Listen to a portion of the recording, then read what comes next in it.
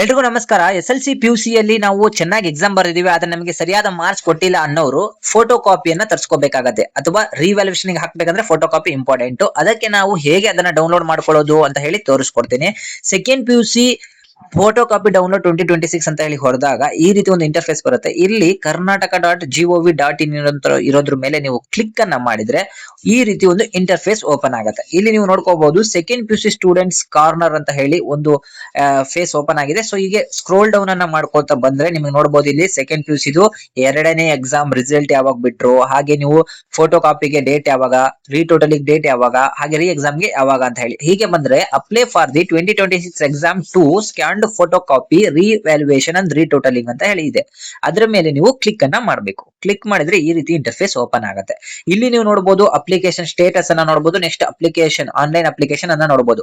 Application ಅನ್ನ ಹಾಕ್ಬೇಕಂದ್ರೆ online application ಮೇಲೆ ಹೊಡೆದು ನೀವು ಯಾವ ಸಬ್ಜೆಕ್ಟ್ ಹೋಗಿದೆ ಅಲ್ಲಿ ಆನ್ ಮಾಡ್ಕೊಂಡು ಅಪ್ಲಿಕೇಶನ್ ಅನ್ನ ಹಾಕ್ಬೇಕು. ನಾವು ಆಲ್ರೆಡಿ ಅಪ್ಲಿಕೇಶನ್ ಹಾಕಿರೋದ್ರಿಂದ ಈಗ ಅಪ್ಲಿಕೇಶನ್ ಸ್ಟೇಟಸ್ ಅನ್ನ ಕೂಡ ಚೆಕ್ ಮಾಡ್ಕೋಬಹುದು. ಇಲ್ಲಿ ಅಪ್ಲಿಕೇಶನ್ ಸ್ಟೇಟಸ್ ಮೇಲೆ ಚೆಕ್ ಮಾಡೋದು ನೀವು ಫೋಟೋ ಕಾಪಿ ಸೆಂಡ್ ಮಾಡಿದಾರೋ ಇಲ್ಲೋ ಅಂದ್ರೆ ಗೊತ್ತಾಗುತ್ತೆ. ಆದ್ರೆ ಅದಕ್ಕೂ ಮೊದಲು ನೀವು ಆನ್ಲೈನ್ ಅಪ್ಲಿಕೇಶನ್ ಮೇಲೆ ಕ್ಲಿಕ್ ಮಾಡಿದ್ರೆ ನಿಮ್ಮ ಸ್ಕ್ಯಾನ್ ಕಾಪಿ ಆಲ್ರೆಡಿ ನಿಮಗೆ ಸೆಂಡ್ ಮಾಡಿದ್ರೆ ಡೌನ್ಲೋಡ್ ಸ್ಕ್ಯಾನ್ ಕಾಪಿ ಅಂತ ಇರುತ್ತೆ. ಅದ್ರ ಮೇಲೆ ಕ್ಲಿಕ್ ಮಾಡಿದ್ರೆ ಈ ರೀತಿ ಬರುತ್ತೆ, ಎಂಟರ್ ಯುವರ್ ಚಲನ್ ನಂಬರ್ ಅಥವಾ ಕನ್ಸ್ಯೂಮರ್ ನಂಬರ್ ಅಂತ ಹೇಳಿ.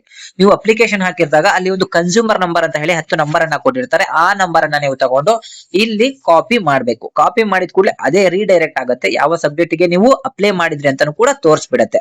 ಸೊ ಹಾಗೆ ತೋರಿಸಿದ ಕೂಡಲೇ ನೀವು ಇಲ್ಲಿ ಕೊಟ್ಟಿರುವಂತಹ ಸಬ್ಮಿಟ್ ಮೇಲೆ ಕ್ಲಿಕ್ ಅನ್ನ ಮಾಡಬೇಕು. ಸೊ ಸಬ್ಮಿಟ್ ಮೇಲೆ ಕ್ಲಿಕ್ ಮಾಡಿದ ಕೂಡಲೇ ಕೆಳಗಡೆ ಒಂದು ಆಪ್ಷನ್ ಅನ್ನ ತೋರಿಸುತ್ತೆ, ಡೌನ್ಲೋಡ್ ಫೋಟೋ ಕಾಪಿ ಅಂತ ಹೇಳಿ. ಸೊ ಆ ಡೌನ್ಲೋಡ್ ಫೋಟೋ ಕಾಪಿ ಮೇಲೆ ನೀವು ಕ್ಲಿಕ್ ಅನ್ನ ಮಾಡಿದ್ರೆ ನೀವು ಏನ್ ಎಕ್ಸಾಮ್ ಅಲ್ಲಿ ಬರ್ದಿದಿರೋ ಆ ಫೋಟೋ ಕಾಪಿಯ ಸಂಪೂರ್ಣ ಒಂದು PDF ಅನ್ನ ನಿಮಗೆ ಕಳಿಸಿರ್ತಾರೆ. ಸೊ ಅದನ್ನ ನೀವು ಡೌನ್ಲೋಡ್ ಮಾಡ್ಕೊಂಡು ನಿಮ್ಮ ಪ್ರಿನ್ಸಿಪಾಲ್ ಹತ್ರ ಹೋಗಿ ಇದಕ್ಕೆ ನಾನು ರಿವ್ಯಾಲ್ಯೂಯೇಷನ್ ಗೆ ಹಾಕ್ಬೋದಾ ಇಲ್ಲ ಅಂತ ಕೇಳ್ಕೊಳ್ಳಿ.